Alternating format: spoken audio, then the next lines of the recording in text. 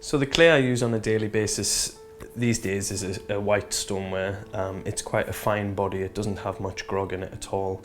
I intend to kind of get as much from the clay as possible, so I'm really kind of laying the foundations in the centering process. I lift and push to condense the clay, compress the clay, and then I'm opening up, and as I'm doing it I'm using a sponge over my fingers. I find that if you use a broad surface to compress the clay towards the base, it reduces the chances of cracking, it just condenses that clay in the base, it gives you a stronger kind of foundation for the building that you're going to work upon. So for the first lift or two, I quite often use fingers on the inside and a sponge on the outside and compress between the two as I'm lifting the clay. And then on the outside I tend to switch to my knuckle. So what I'm trying to do is undercut the base with my knuckle, and then I'm turning that knuckle up and I'm slowly bringing the weight out of the base and working up the side of the pot. Once I've done that a couple of times, I'll switch to the fingertips so I can really sense what's going on inside the wall of the pot. And I'm working that really gradually up towards the rim, so I'm lifting all of the weight up, and then I'm going to spread that clay as I open the pot out, and that's how I'm gaining the thinness. If you try to lift up and out at the same time and you're aiming for a thin pot, you'll often find that it'll collapse over the base, or the weight of the rim will be too much as you're lifting.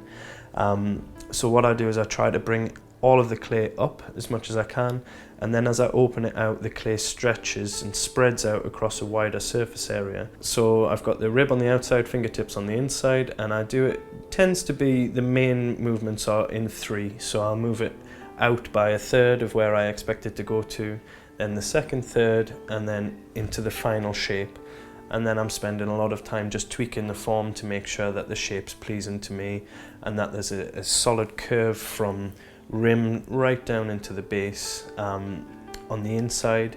And on the outside I just want it to have roughly the form that I want, because I will have an option later on of trimming some of that into shape.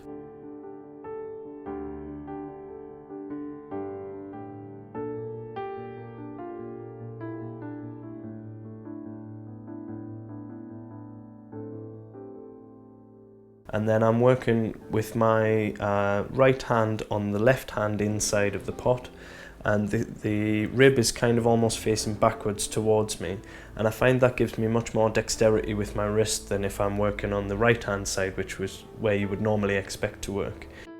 Once I've got the shape that I'm really happy with on the inside, I'll just take a very slightly damp sponge on the inside and again work to a rib on the outside just to get one final curve into it, and then I'll trim under the base ready for wiring and lifting off.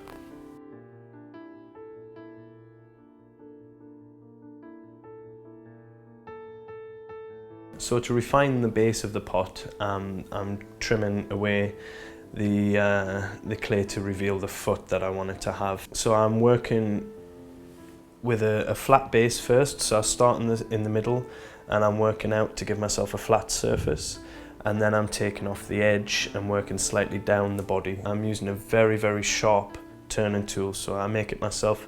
I buy a tin of beans, have beans on toast one night, and then I cut the tin open and I cut little strips out of it, and I literally bend them round a pen or round a peg to make a square end or a round end, and I tape them to a pencil.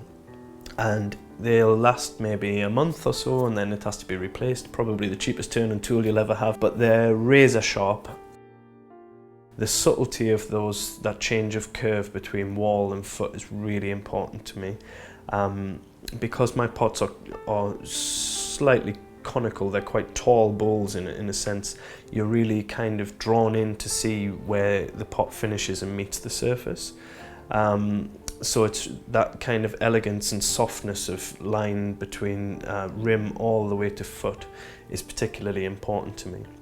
Although I'm spray glazing, I'm trying to mimic the effect of perfectly poured or dipped glaze. So I start with the outside, I work from the foot down to the rim, and then carefully back up again, and then I'll pull back and give the whole pot an extra quick coat. To do the inside, I'm turning it the right way up, and I'm working from just outside of the center of the base, and then I'm working up towards the rim. And then as I come to the rim, I'm holding for a few seconds, because it tends to be that with spray glazing you can often underglaze a rim, and also the glaze might pull a little bit in the kiln, so I'm just putting a little bit extra there to make sure that a very fine edged pot has enough glaze to cover it so that you don't get any of that kind of clay feel on the lips. And then from there straight in to get its bottom cleaned and then signed on the base.